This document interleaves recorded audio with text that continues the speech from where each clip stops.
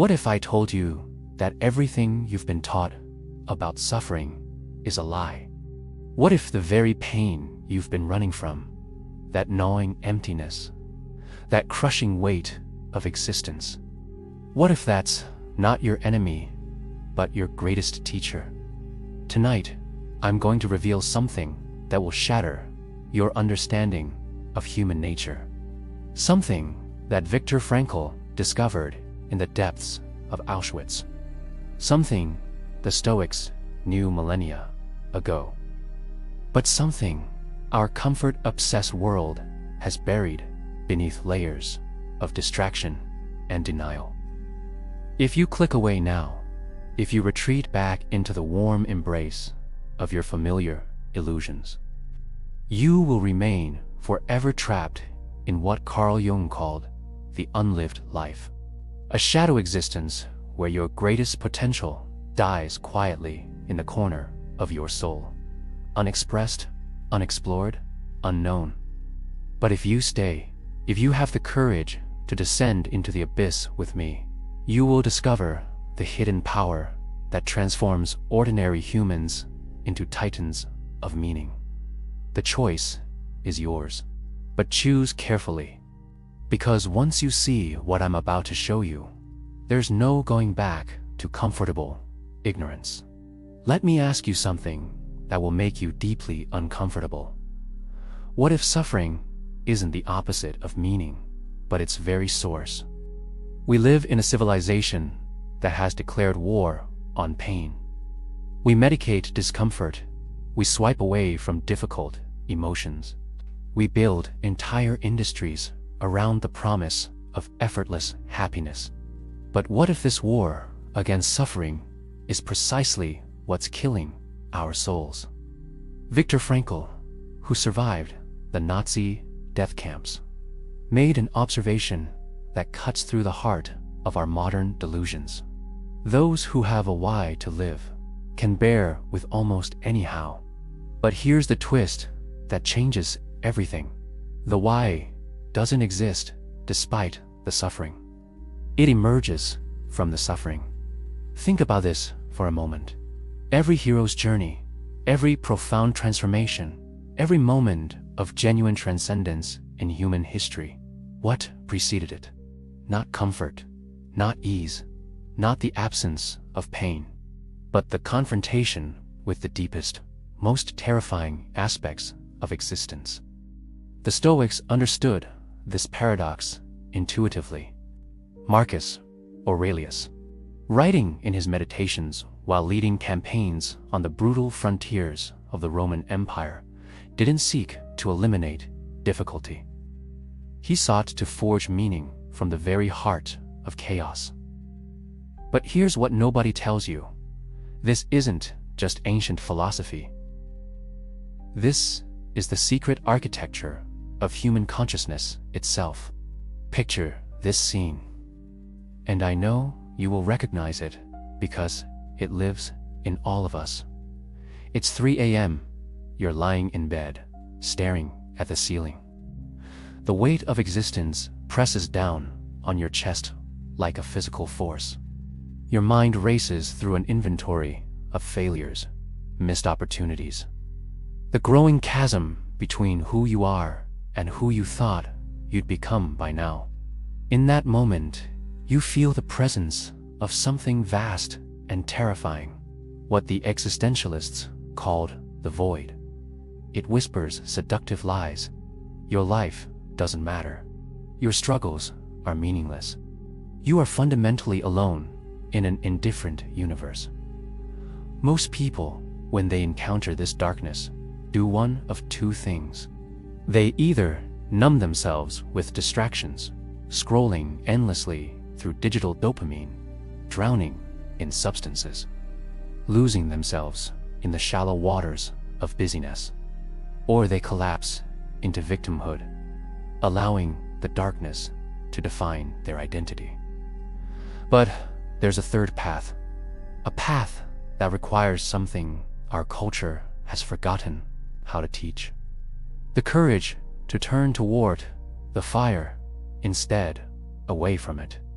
Viktor Frankl called this tragic optimism. The ability to maintain hope, not despite life's inevitable tragedies, but because of them. Because within every wound lies the seed of wisdom. Within every loss, the potential for profound discovery. This is where most people misunderstand both Frankl and the Stoics. They think these philosophies are about enduring, suffering stoically, gritting your teeth and bearing it. But that's only the surface. The real teaching goes much deeper. Let me show you something that will restructure how you understand your own consciousness. Carl Jung spent decades mapping the human psyche, and he discovered something that modern psychology still struggles to accept. He found that our greatest strengths and our deepest wounds are not opposites. They are the same energy expressing itself through different channels. Jung called this the wounded healer archetype. Every therapist becomes effective, not because they've never suffered, but because they've learned to transform their own darkness into light for others. Every artist creates their most powerful work, not from a place of comfortable ease, but from the raw edges of their own experience. Friedrich Nietzsche, that prophet of psychological truth, understood this when he wrote, "What does not kill me makes me stronger." But he wasn't talking about simple resilience. He was pointing to something far more radical.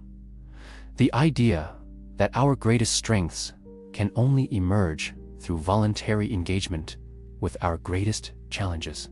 Here's where Viktor Frankl's insights become revolutionary.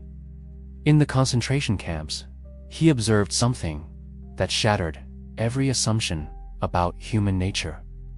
Some prisoners, facing the absolute depths of human cruelty, found meaning, not despite their circumstances, but through them. They discovered what the Stoics had taught centuries earlier. We cannot always control what happens to us, but we can always control the meaning we make from what happens to us. But here's the part that will change everything for you. This meaning-making isn't a passive process. It's not something you think your way into, something you create through conscious choice in the face of inevitable suffering. Epictetus, himself a former slave, taught that we suffer not from the things that happen to us, but from our judgments about the things that happen to us. But this isn't victim blaming. It's the most liberating insight in human psychology. When you realize that your experience of reality is fundamentally shaped by the story you tell yourself about reality, you discover something profound. You are not the victim of your circumstances. You are the author of your response to your circumstances. And in that authorship lies a power that no external force can touch. Now, I'm not going to give you some simplistic mindset hack or tell you to just think positive. That's spiritual bypassing, the shallow attempt to transcend suffering without first having the courage to face it fully. What I'm offering you is something far more dangerous and far more powerful. The invitation to become intimate with your own darkness. The Stoics had a practice called negative visualization, deliberately imagining loss, difficulty, even death, not to be morbid, but to develop what they called preferred indifference. When you become comfortable with the worst-case scenario, you become free from the fear that keeps most people trapped in mediocrity. Viktor Frankl discovered something similar in the camps. The prisoners who survived weren't necessarily the physically strongest. They were those who could find meaning in the midst of meaninglessness, who could locate purpose in the heart of purposelessness. But here's what nobody tells you about this process. It requires what Jung called holding the tension of opposites. You must learn to be simultaneously vulnerable and strong, accepting and rebellious, humble and defiant. Most people cannot tolerate this psychological tension. They want simple answers, clear paths, guaranteed outcomes. They want to be told that if they follow steps A, B, and C, they will arrive at happiness, success, and fulfillment. But transformation doesn't work that way. Real change, the kind that shifts you from victim to victor, from passive sufferer to active creator, happens in the liminal space between certainty and uncertainty, between control and surrender. This is why most self-help fails. It promises easy solutions to complex problems. It offers techniques when what you need is transformation. It gives you strategies when what you need is a fundamental restructuring of how you relate to existence itself. Right now, as you listen to these words, you're at a crossroads, and this crossroads will reveal everything about who you truly are. Most people, and I mean the vast majority, will turn away from what I'm about to tell you. They will find reasons why this doesn't apply to them. They will retreat into the comfortable stories they tell themselves about why their lives haven't worked out the way they wanted. They will continue to live what Thoreau called lives of quiet desperation, not because they lack options, but because they lack the courage to choose the difficult path of conscious suffering over unconscious numbing. These are the people who will spend their entire lives as what Nietzsche called the last men, comfortable, secure, entertained, but fundamentally empty. They will die having never truly lived, having never discovered what they were actually capable of becoming. But you're still here. You haven't clicked away. You haven't retreated into the familiar safety of your comfortable illusions. That tells me something profound about who you are. It tells me that somewhere deep in your soul, you recognize the truth of what I'm saying. You sense that your suffering isn't just random pain to be medicated away. It's raw material for transformation. You understand, perhaps only intuitively, that there's a difference between pain and suffering. Pain is inevitable. It comes with the territory of being human. But suffering is optional. Suffering is what happens when we resist pain, when we fight against the very experiences that contain our deepest lessons.